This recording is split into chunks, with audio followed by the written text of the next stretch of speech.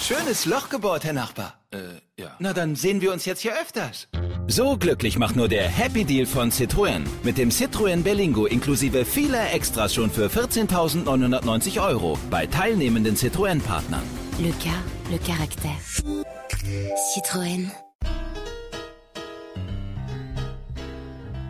The Hallie Casser-Jayne Show, talk radio for fine minds, airs Wednesdays, 3 p.m. Eastern, and is always available for your listening pleasure at HallieCasser-Jayne.com.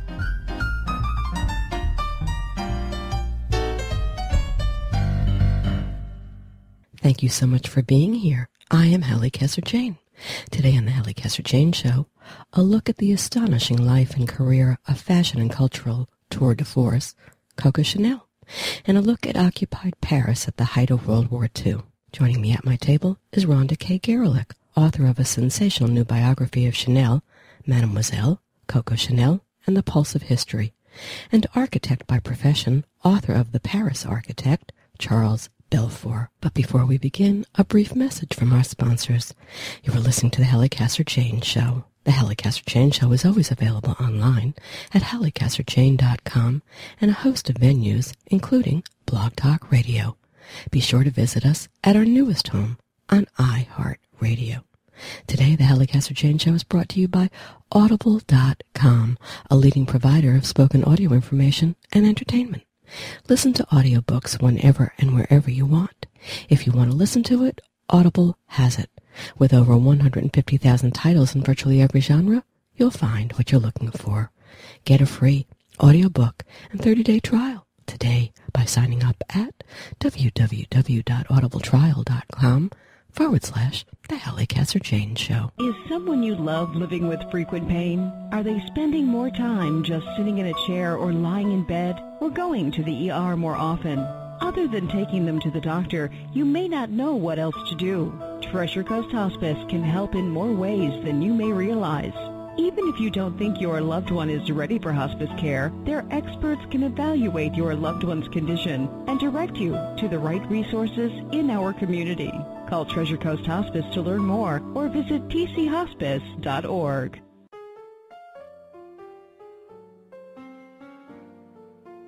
Hello, I'm Hallie Casser-Jayne, host of the Hallie Casser-Jayne Show. Join me Wednesdays at 3 p.m. Eastern when I talk with the great artists, writers, musicians, politicians, and celebrities of our day. The Hallie Casser-Jayne Show is talk radio for fine minds. Tune in live or listen to the podcast at HallieCasser-Jayne.com.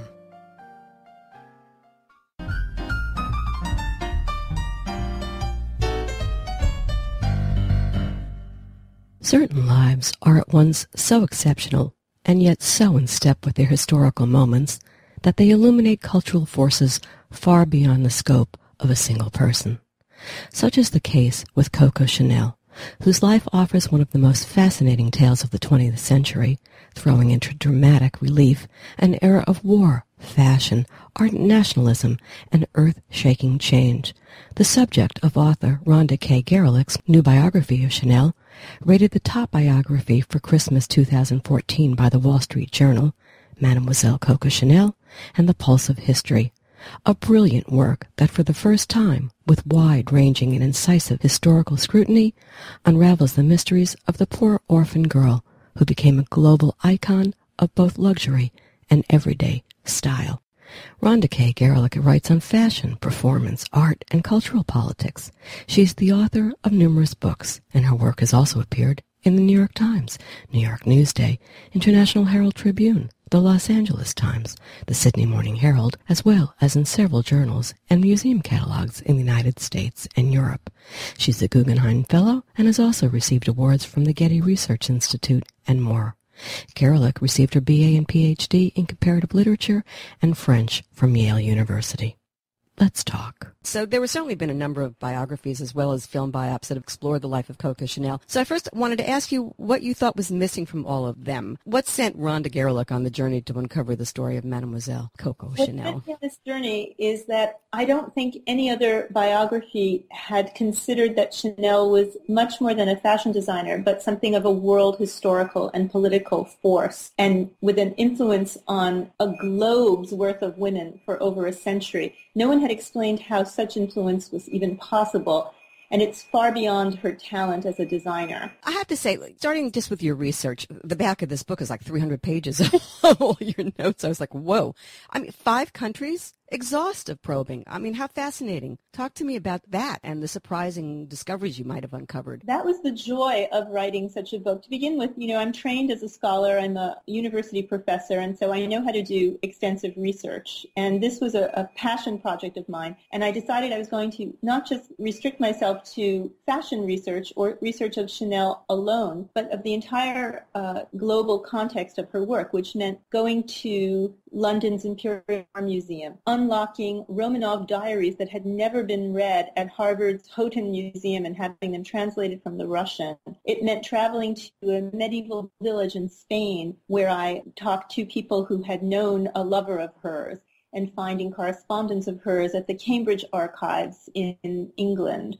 It took me to the Chanel archives as well, where almost no one is allowed to go, and I commuted back and forth for a number of years to their private and excellently kept archives. How long did this whole project take you? You told me off air. Tell the audience. It took me over 6 years total to write the book. Unbelievable. So let's just start with, before we get into the future of it, let's get started from the beginning. Talk a little bit for those who don't know about her beginnings. What was her early life like? Chanel comes from the most abject poverty that one could imagine. She was born in remote rural France, and she was orphaned very young. Her father was a peddler. Her mother died of advanced bronchitis probably when she was 12. And when her mother died, quite tragically, her father deposited her and her 2 sisters in a convent orphanage and abandoned them, as well as her brothers, who had even worse fates. For the rest of the children's lives, they never saw their father again, and they were left to their own devices. Growing up in a convent, how did that affect her? Well, I think it's very fascinating. It was, of course, a lonely and very somber childhood. She spoke often of having been very unhappy as a child, although she tried to cover over the fact that she had been in an orphanage. But on the other hand, Hallie, there was something very interesting about her being raised by nuns in rural France at that time, because in fact the women in her family had all been exhausted, sick, and many died well before their time because of the demands of poverty and family life. But the nuns were well taken care of. They were educated. They were their own bosses. They ran a convent and ran social projects. And frankly, it seems to me that those were the first career women that the young Gabrielle Chanel ever encountered. And I think that had a profound influence on her idea of what she might do in the future. So she's 18 years old. She's emancipated from their care, and off she goes. What's the beginning for her like as she sets out on her own? Well, she and her very young aunt, she had an aunt who was the same age as she, Adrienne, they got a first job out of their convent as seamstresses. Unsurprisingly, that was one of the skills the nuns had taught them, and they sewed uniforms for officers in a garrison town in France. And she was working sewing buttons and seams for young men in Moulins, France, where she was eventually noticed by some of the young officers, and that was the beginning of a real turn in her life. Now, she comes out of all of this with a joie de vivre, ambition, clearly. Yes. Right? And that's how she began in her early 20s, I guess, going after the world. She wanted it, didn't she? She wanted it all. She was very hungry, Hallie, and I think that's what saved her life. Quite tragically, her 2 sisters who had been in the orphanage with her both committed suicide for various reasons. Her brothers were destitute and peasants all their lives, but Chanel writes of having understood as a girl that she needed liberty and that she could attain it only through having money, and she also was a creative visionary. And all of these things together, along with an incredible talent for observing society and figuring out how she might fit in, even though she had no education and no family background. Yes, she was ferocious. I like that word, ferocious. I think that's the perfect word from what you wrote. The name Coco, where did it originate? Well, Coco came to her as a kind of accident. She started, after her seamstress career, she began experimenting with being a cafe singer. She wanted to be on stage. She was very theatrical. And she sang apparently 2 songs that were famous ditties at the time. One was called Who Has Seen Coco in the Trocadero? And another was about a rooster and the crow of the rooster, which is Coco Rico in French, unlike our own cock-a-doodle-doo. And the soldiers in the audience kept saying, hey, Coco, Coco, for the girl who sang these little songs. And Chanel was not so stupid to let that go by her because it was a brilliant nickname. And I might add that a cocotte at the time was the word for a kind of, well, let's call it a courtesan. And so it fit her in various ways. Now, something that does interest me about her, and that is she grows up in this convent. And okay, she holds on to her joie de vivre. She holds on to her ambition and cultivates it and does all of that. And that's really terrific. But she also was a woman who crossed moral lines very early at a time when people didn't. Where'd that come from? Well, there are many ways she did that. You may be referring to her early, likely dabbling in prostitution and then some more high-level things she did politically later. I think what happens to people who are so badly damaged at a young age is that the consequences of these kinds of transgressions don't seem so grave to them because the worst has already happened. She saw her entire world disappear before her eyes when she was a child. Mother dead in front of her, and about 2 days later, her father gone forever and herself locked in a prison, essentially. I think she felt any means to justify her own ends, and she became, instead of immoral, I would say she was amoral. Okay, that's a better word, probably. You're right. Absolutely, I enjoy that word, and I think that fits. You know, I'm fascinated by her, as so many are. I think at the root of everything, though, father abandons her, and then men in her life. Whoa, right? Yes. We have to address that because I think that is so, from reading your book, so essential as to how things occurred, how they played, and how she manifested the early pain in her later life. Let's talk about one of those people right now, and that's Boy Capel, as it has pronounced. Yes. Who shaped her, for sure, and her empire. Talk to me about him. Yes. Arthur Boy Capel was a British upper-class man she met in her late 20s who had every advantage. He was perfectly bilingual. He was half French, half English. He was the son of someone who'd made a fortune in the coal industry and had a very beautiful socialite mother. And he fell in love with Coco in a way that no other man ever did or could, and they could see each other. And quite exceptionally, Boy Capel helped her found her empire by teaching her the business secrets he knew from childhood and by teaching her about philosophy and poetry and literature and world history, religion. That was a kind of tutelage that a girl like that could never have expected. And she was quite passionately in love with him, but he could not marry her. He did not marry her. He wound up marrying a woman of his own social class, although they kept an affair ongoing for a while after that. And then, as I described in my book, quite tragically, Boy Capel was killed in a car crash. And with that, I think, went the last vestige of connectability for Chanel. She lost whatever remaining faith she had in the human race after that tragedy. And she turned quite brittle slowly over time. So let's address fashion, because we all know the look, the little black dress, the pearls, the jersey fabric, the pants, the comfort, the ease. But there were so many other ways in which she changed things for women that we don't readily attribute to her. I'll give you one, and then you can play with some of the others. And allowing women to sunbathe, get a tan. That was something that women didn't do. They walked around looking like they died 40 years ago. Exactly. Chanel was a natural athlete, Hallie. She loved going into the sea. She loved horseback riding. She loved hiking and long walks. She was very aware that keeping one's figure and keeping energetic and fit was the secret to being youthful. And she was the first person to go out in the sun and let her skin tan. And she was olive skinned. She had a beautiful, easy, quick tan. And all of a sudden, all the women who had parasols and thought that a tan was a humiliating sign of having been a peasant changed their minds and went out to sunbathe. But I will add that later in her life, she was taught that the sun could damage one's skin. She began having her chemists manufacture sunscreen for women. I love this woman. I love everything about her. Is there nothing you don't love? She also cut her hair before other women were wearing short hair. She made eyeglasses. Okay. Yes? Yes, indeed. This is another way that Chanel sort of teaches us all to turn our flaws into assets. And it was her kind of philosophy of inversion, if you will. She wanted to be tan because it suited her athleticism. Then she would simply invert the norm. She had terrible vision, and I mean terrible. I've tried on her own personal pair of eyeglasses in her apartment with the indulgence of the House of Chanel. And I can tell you, I'm myopic, but she was probably legally blind. You could barely, her vision was terrible. But she had no correction until Boy Capel again took her to an eye doctor and encouraged her to wear her eyeglasses, which she then realized could be a beautiful fashion accessory. And soon eyeglasses were chic, and they still are. Amazing. She knew everyone. She knew everyone who wasn't anyone. Besides style, or maybe it was the style that did it for her, that was what I was thinking. How did she manage to wend her way, this waif-like creature, if you will, and I put that in quotes, into the circles of the rich and famous and infamous of the time? I mean, did she like collecting famous people, or did she simply find people fascinating? Was she willing to try anything and everyone to satisfy that early abandonment, which we'll talk again about a little bit later? Or was it just ambition? You are listening to the Hallie Casser-Jayne Show and my conversation with the author of Mademoiselle, Coco Chanel, and the Pulse of History, Rhonda K. Garelick.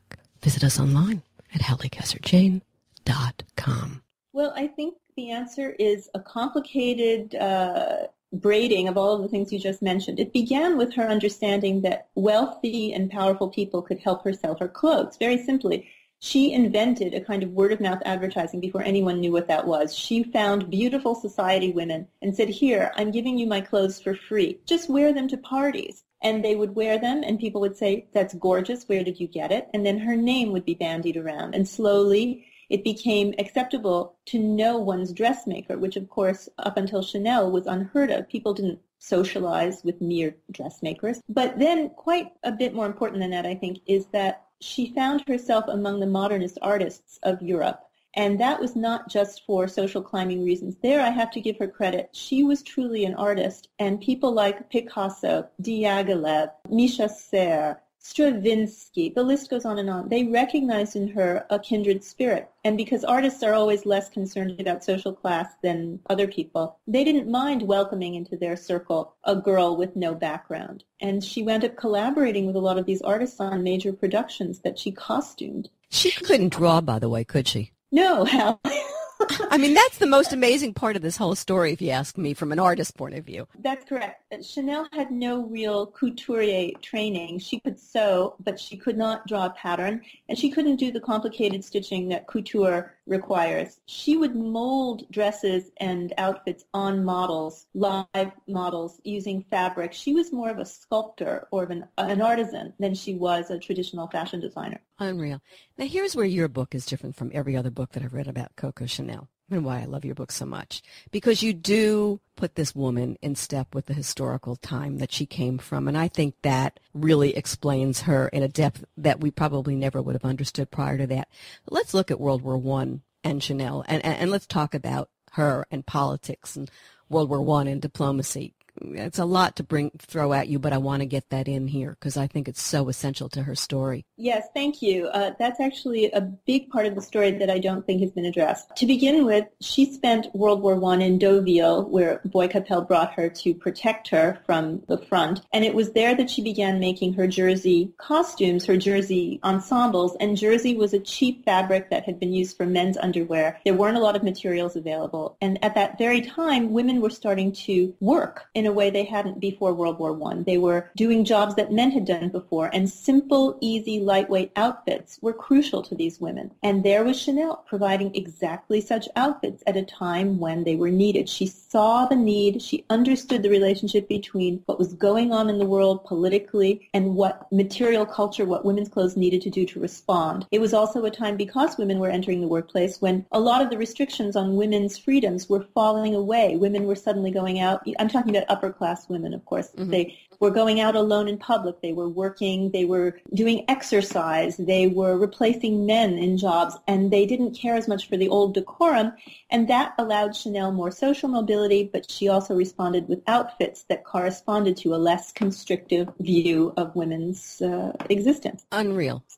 Because I think anybody who can sit in the midst of what is going on and somehow come up with that little key, right, about women and women changing lives and say, there it is. There's that little niche that I can find a place for myself in. Can you imagine what her mind was like? Could you imagine being inside her head? I feel as though I came as close as I could. I tried often to think about how she thought. And I think it's the genius of an observer, somebody who spent many years forcibly retired from the world as a child and just bided her time watching, thinking. Sensitive beyond all imagination. Yes. Back to the men in her life. Okay. There were many. Yes. There were some really extraordinary extraordinary ones.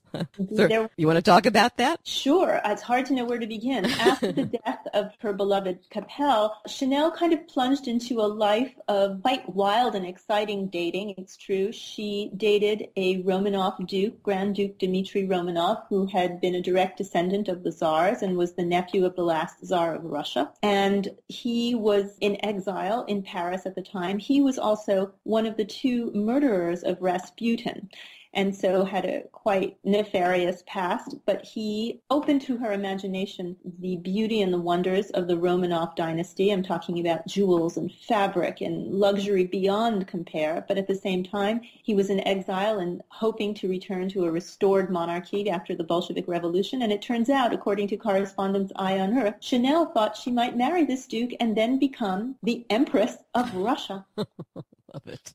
That didn't work out, obviously. She dated the wealthiest man in Europe, the Duke of Westminster, for many years, who introduced her to international royal society, who was himself politically rather suspect, actually, who took her fishing, hunting, gave her her own textile mill to make Scottish tweeds, and there we see the influence of his world on the clothes that we still enjoy today of Chanel's, those famous tweed suits. Here's the thing that's fascinating to me. Many things, of course, are in terms of her, but I want to get back to this abandonment issue because the men that she chose to involve herself with were never men who could really give her themselves. No. So, it's interesting that as a child, it's the abandonment thing, and of all the things that she accomplished in her life, that she couldn't throw away. She was still hammered by her father, abandonment, and, and by no fault of her own, her mother's as well. She couldn't overcome that, could she? I don't think so, Hallie. It was the single biggest tragedy of her life, but I think it was combined also with the fact that she was so unusual in being a peasant, actually literally of the peasant class, who then rose to the highest realm of society in Europe at the time. There were really no men, virtually. I can't imagine a man who would have married her in her day, even though she had befriended so many people of the highest society. While she was still a young woman, she could become lovers with these men. And yes, I agree absolutely, the psychological effect of her father's abandonment was being replayed over and over again. That's clear. But also the social class structure of France had not changed enough for men of rank, privilege, and aristocracy to seriously consider marrying a peasant, even if she was the famous Coco Chanel. It was a double whammy. And she must have known that, no? She did know that. And she spoke often of the difficulty in having no provenance, if you will, of having no lineage in France. She said that she thought foreigners were welcomed in France more easily than French people who did not have family background.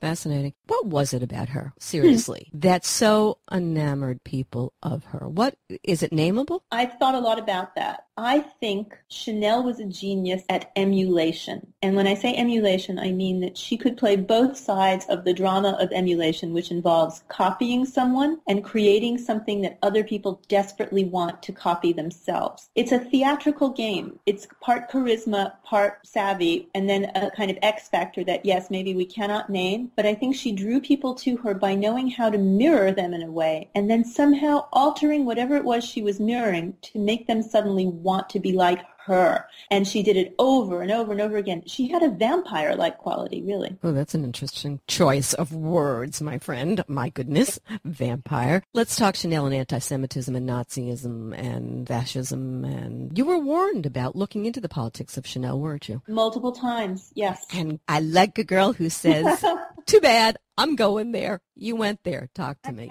I had to go there, Hallie, for many reasons. We do know from research that had been done before me that Chanel got involved in a kind of abortive espionage mission for the Nazis during World War II, and that she had a lover who was a high-ranking Nazi officer. Those things are indisputable. We also knew for a long time that she had been called to account by the so-called purgation committees of France, but she was released. What interested me even beyond that, though, is her larger relationship to fascism, anti-Semitism, and Germany. I think that her fashion itself, the movement that so entrances us still, that uniform, that mass replicability, owes a great deal to the appeal of fascism at the time. So I think that the politics she was drawn to, which, by the way, have to do with wanting to be in the in crowd, the powerful crowd, the elite, and even a little bit of brutality, also have to be taken into account when we look at the fashions that lingered on on. And I also uncovered new research that suggests, honestly, that even as early as World War I, she may have been working for the Germans then, too. Really? Yeah. There was a police file on her that says expressly that. Let me throw this out at you, because this is a thought that I had, see what you have to say about it. And that is, one of the things that I also see in her life from reading, particularly your book, is that she seemed to embrace the things that she feared rather than run from them.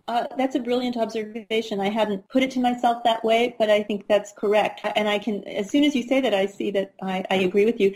For example, she did not know how to swim, but she learned that Aristide loved boating, and so she forced herself to be a good sailor. She thought oysters were disgusting and forced herself to eat them. These are minor examples, because she learned that that's what the upper class did. And on a much more serious scale, I think she figured out that in order to overcome her background, she would have to plunge into every unknown, every danger, and she trusted herself because she was strong enough to have survived that childhood. I think it gave her trust in her own capacities, but that did not make her happy necessarily. She was wildly successful, but actually never happy. I want to talk to you about that in a little bit, but let's go on just and get a couple of other things that I think are relevant to this conversation. The book is filled with Chanel quotes. Hers, a lot of people say that it was a publicist's dream who came up with these quotes that she bantered around so much. How much of her is contrived versus how much is the true Chanel? Oh, well, she was a publicist's dream in a way, but she was her own publicist. There has never been a publicist as ingenious as Coco Chanel. So all the quotations in my book are quite genuinely her own. Whether they accurately represent her life is another matter. She was a spin artist before we had such a term.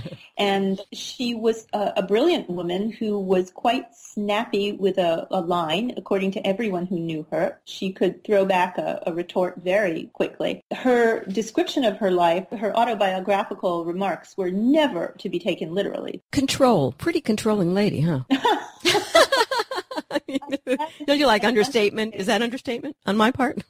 Big understatement. She was a control maniac. But, you know, again, you can understand how a girl who had no control over her life, who lived in a routinized, extremely oppressive childhood home, would seek to reverse that situation as soon as she could. She was summoned to Hollywood. She went. Not such a great marriage there, huh? No, that's a very interesting story because, of course, America would later provide her with great success. But in the 1930s, Samuel Goldwyn invited her to MGM to do costumes for a number of films, which she did, and they are very attractive costumes, but they look exactly like her regular clothes. And that was not what they wanted in Hollywood at the time. If you have seen any 1930s movies, you know that women wore marabou stoles and white satin gowns while sipping coffee in the kitchen in every scene. It was an extravagant time. It was an attempt to offset the Depression. And Chanel's muted, elegant clothes were not a hit in Hollywood, and she left. And she was equally disgruntled with Hollywood. She thought it was a ridiculous place at the time. Her influence extends beyond the long life of her company. And as you say in the book, I'm going to quote, she's been woven deeply into global consciousness. Her name remains as recognizable today as it was a century ago. Why? Yes, I think the reason is that Chanel tapped into something that's much deeper than a fashion longing. I think Chanel hit women where they live. She understood deeply what it means to want to fit in, Hallie, and fit in every sense, not just fashionably, but socially, psychologically, erotically. And she invented a look and a lifestyle that goes along with the look, a kind of theatrical role for women that was universally delicious. And we will never get over the desire to fit in and also blend in and be appropriate. Every woman who's had to wonder what to wear to a cocktail party and come up with a little black dress, or what to wear to that business meeting and worn a little business suit, has channeled the spirit of Coco Chanel. By 30, she was a household name in France. By age 40, she had become a multimillionaire and a household name. Mm-hmm. Let's get to the bottom line. Was she a happy camper? Was she ever a happy woman? And is there any truth to the drug stories that abound around her? I think sadly the answer is no. Chanel was never a happy woman. I think she had moments of happiness briefly in her early 30s when she was in love with Boy Capel. I think she took pleasure in her success, but no, she herself said she was profoundly unhappy. And unfortunately, it does seem as though from around the age of 52 or so to the end of her life, she had some kind of addiction to an opium-derived sleep medication called Sedal, perhaps more extensive even than just that medication. But yeah, there seems to be reason to believe she had a morphine-related drug addiction, but she was highly functional nonetheless. I love the fact that you so well described the seductive nature of her, even in death. I love that part. I just love it.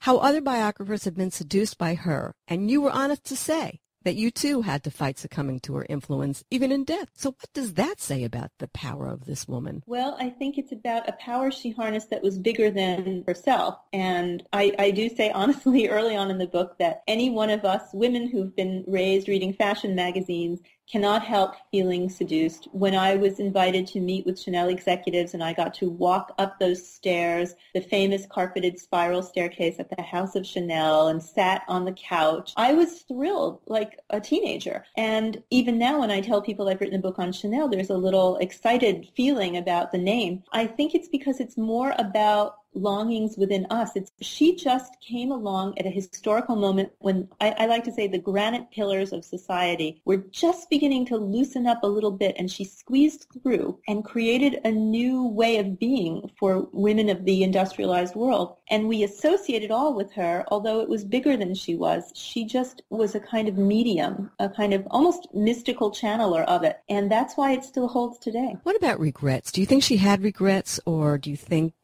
she died feeling that she'd accomplished something? Was she satisfied with her life? What? She would tell younger women friends all the time that her great regret was that she had not married or had children. On the other hand, there is good reason to believe she did in fact have children, or at least one child. The nephew she raised as her son may well have been her own biological son, that I discuss in the book. I think she was extremely proud of her accomplishments, and in her later life she would frequently say, look, everyone knows me, the world knows me, the world dresses as I dress them. I think that did bring her satisfaction, and she definitely knew her importance, but that did not translate into happiness, sadly.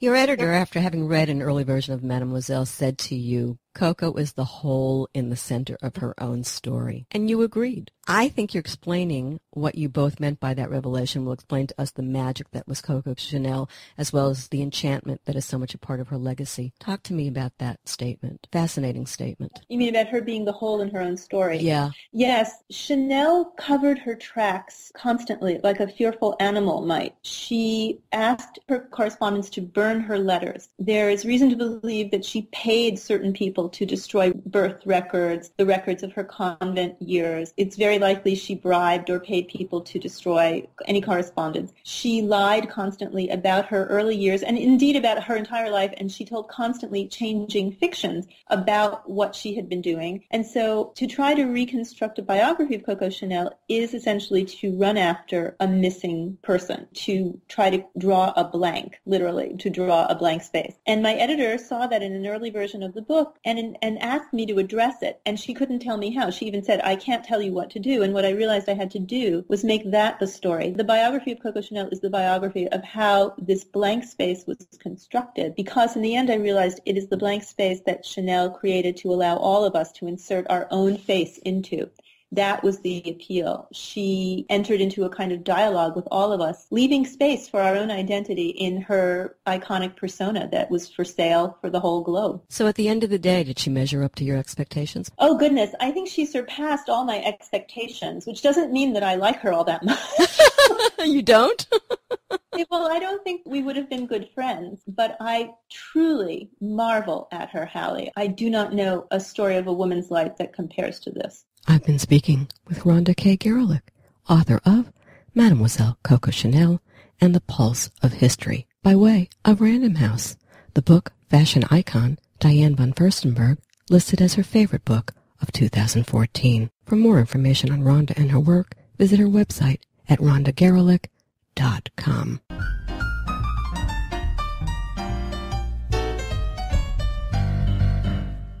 An architect by profession, author Charles Belfour has published several architectural histories, one of which won a Graham Foundation grant for architectural research.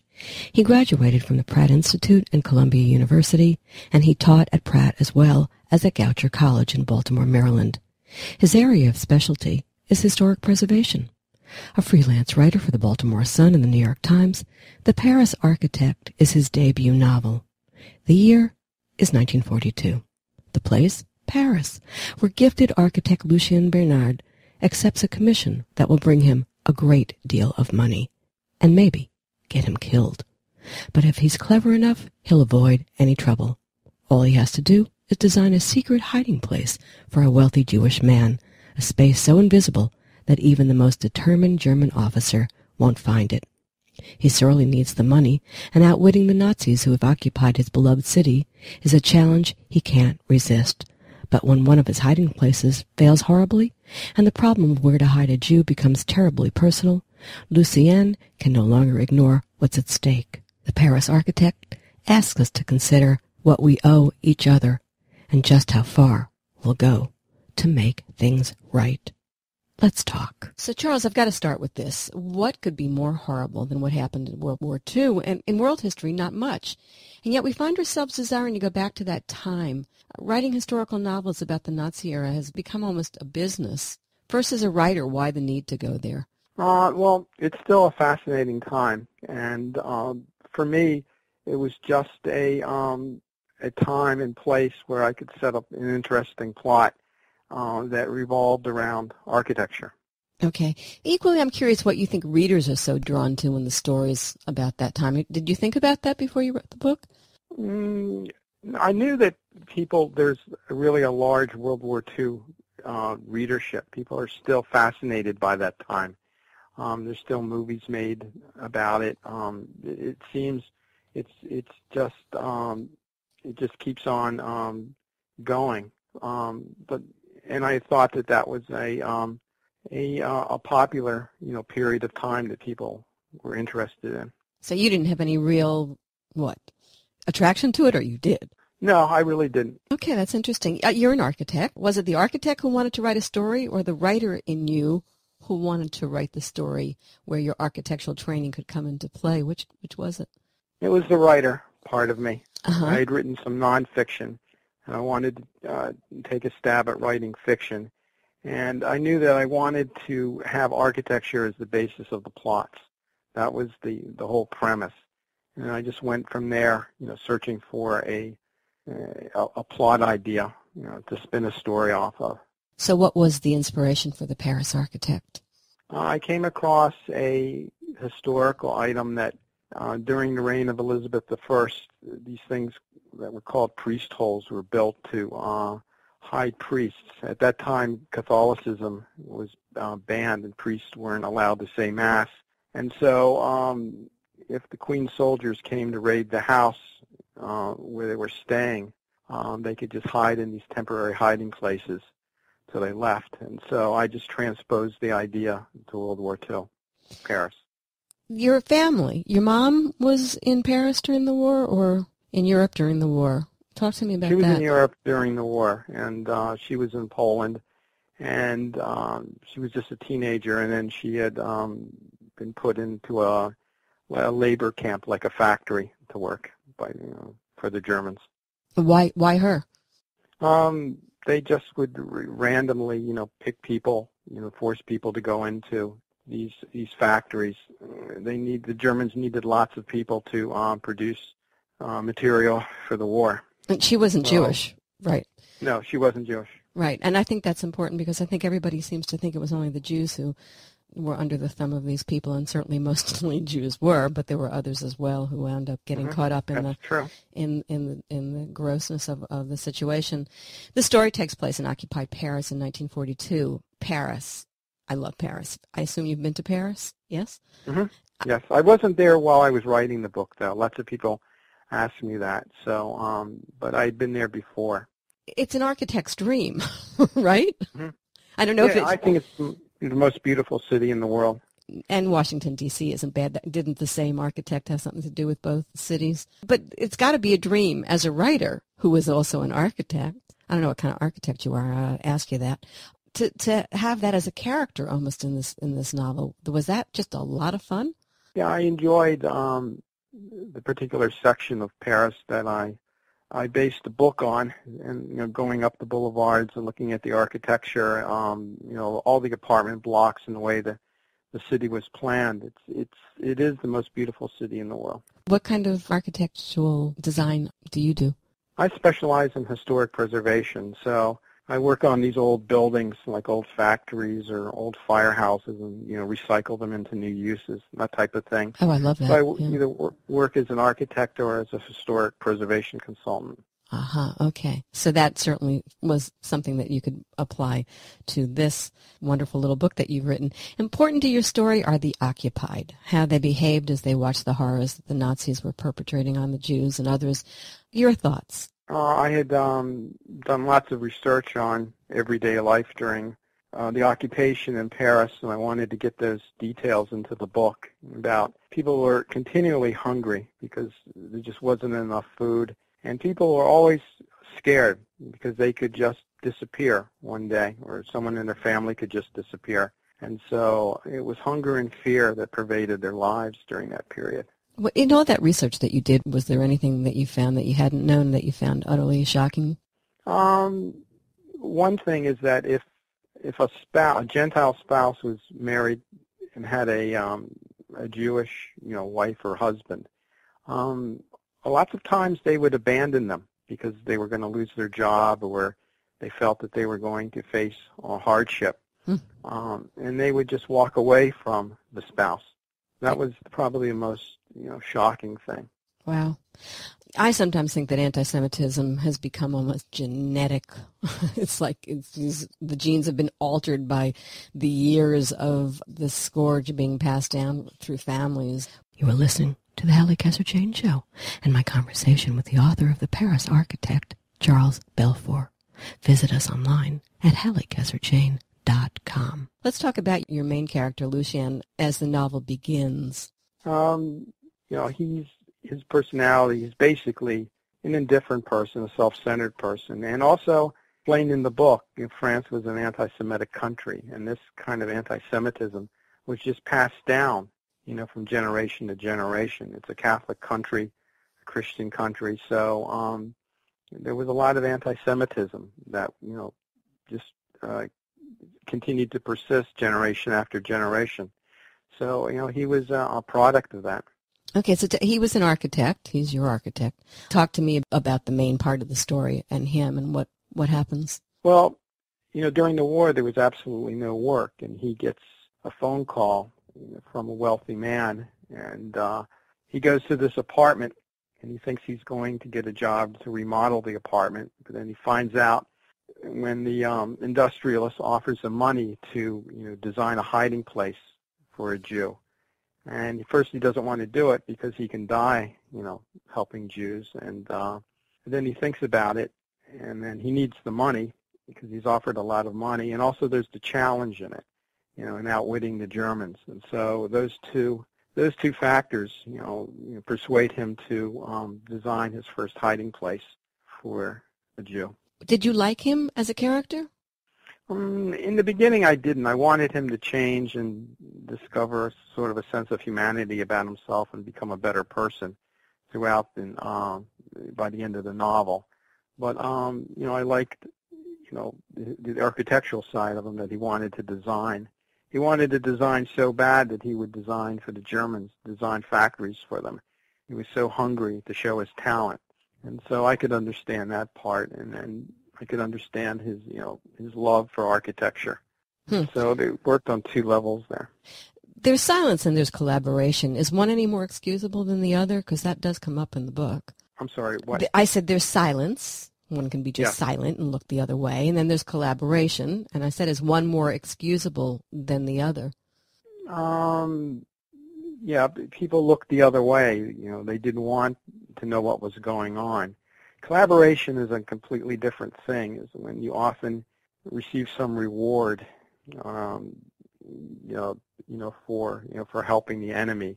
So at least in the French people's eyes, collaboration was the worst thing that you could do. And if you were caught collaborating, what happened? At the end of the war, lots of people either were prosecuted for it or just simply beaten up, by a mob or something, and hounded out of their village or their town.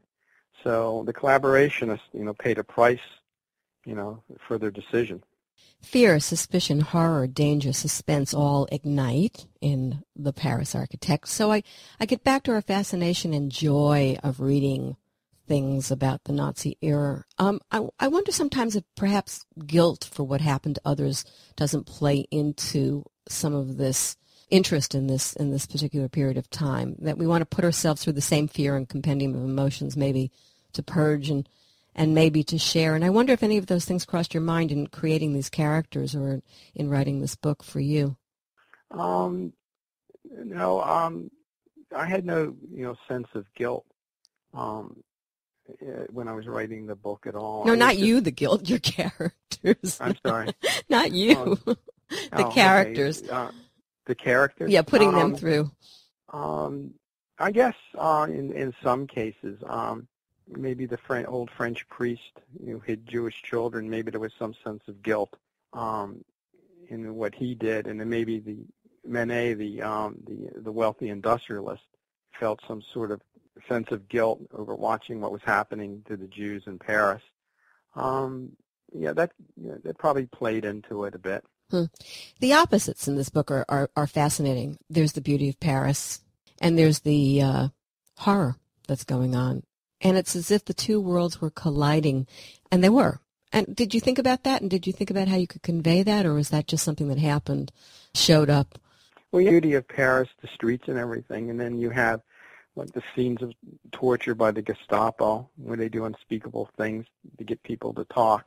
That played out in my mind while I was writing the story. The two contrasts like that, what was going on, sort of behind closed doors, and the torture. All in all, it's a morality tale. You ask your reader to ask themselves what they will do under the circumstances Lucien finds himself in, and I imagine we would all hope to find our better selves, but we don't always. And right? It's easy to think that you would be a hero now and do something like that. But if you were in people's places during the Second World War, you would be, scared for your own life and scared for your family's life. So, in 2014, it's easy to think that you would help somebody. But if you were placed back in that time period, you might not want to get involved at all. Not have the courage to get involved. Sleeping with the enemy. Term, by the way, as your character Adele did. What were your thoughts on her? And there always seems to be this self-motivation, and Lucien too, involved. Adele, the fashion designer, she was based on Coco Chanel, who supposedly slept with German officers during the Second World War, and she basically thought they would win the war and there wouldn't be any consequences for what she did. But again, it gets into this moral thing and what's right, what's wrong. I have to tell you, sidebar, you did that business about Nazi uniforms, and I found that utterly fascinating, how even that could be turned into something. It was just a bizarre thing to describe, the SS officer's uniform and everybody else's, right? Could you understand that kind of like it was, I wanted to take a bath after that scene. Stuff you stood up against the Nazis, and you mentioned your character, Father Jacques. He refused to be intimidated by the Gestapo colonel interrogating him. But why is it always, do you think, in books, in films, in everything that has to do with that it's always the priest or somebody of a spiritual nature who is the one who stands up? Well, his inspiration was I discovered that there were lots of French priests in this period who risked their lives hiding Jewish children. That was another big surprise. And so that it really interested me. So I decided to create a character, based on that. But it's, I guess it goes with the territory, being, a priest or a minister or a rabbi, that you have this, different sense of morality and, different sense of courage there. But you're right, in books and in movies, the religious guy always has the high ground there. Yeah, I'm not so sure that's always true in life. Here's another question about that. Writing about Nazis. I just finished watching The Winds of War and War and Remembrance and rereading the book, Herman Wouk's brilliant historical drama. I don't know if you've ever read it, about World War II. Going back and looking at that and rereading that, he's one of the few people that I really saw who who had an interesting take on how he portrayed the Nazis. And I'm wondering whether you thought about that when you were writing this, because they look, we don't know, we weren't there, how they were, but, Hitler is always portrayed as this he was mad, but, screaming, ranting lunatic. Nazis always seem to be portrayed, as Achtung and tough and whatever. And it's almost a caricature, and yet maybe it's not a caricature. And maybe that's one of the weirdest things about looking back, these many years, later at those. But that's what filmdom has done to them. What are your thoughts, any, as a writer, on portraying them? I kept that in mind when I was writing the book, because I wanted sort of a more sympathetic German officer, and that's why I created the character of Herzog, the German engineer, army engineer. I'd come across this fact that this German officer had kept a diary during the war, and in it, he said how humiliated and embarrassed he was the way the Germans, treated the Jews, rounding them up, and he was guilt-ridden about that, and very ashamed. So I took that little fact and I spun a character off on that, and I wanted a German who wasn't the stereotypical, foaming at the mouth monster. I wanted one who was more cultured, better educated, and more sympathetic, and I wanted him to form a friendship with Lucien, the architect, to have sort of a bond during the war there, during their experiences there. But that's a good point, that film always portrays Nazis and the Germans as monsters, and so I wanted to try to avoid that in the book. Yeah, and they were monsters. There's no question about that. It's a monster, though, can be somebody who is not a screaming lunatic, right? Mm-hmm. I mean, regardless of whether somebody is a nice guy or not a nice guy, in this lady's mind anyway, anybody who stood by and watched for whatever reason is guilty and is disgusting as far as I'm concerned. But that's, what can I say? That's me. You get to the end of this project of yours, and you've lived with these characters, and you've lived in this world. I don't know, how long did it take you to write this? I think the first draft was like less than a year, and then, I just kept working on it over, a couple more years before I went out and found a literary agent. Right. So you write the words at the end. How'd you feel? I wanted, to let, the architect, escape. That was important to me. And I had, just gotten to that point, and I didn't feel I had to write anymore, and I just wanted to end the story right there. And you were done. So, purged. Yeah. So, and I didn't, have any need later on to rewrite the ending or add something to the ending there. I wanted to just, close it out. I've been speaking with Charles Belfour, architect and author of The Paris Architect, by way of Source Books, a novel rich with an intriguing cast of characters, a literary painting of Paris under the occupation. For more information on his book and the author, visit his website at www.theparisarchitect.com.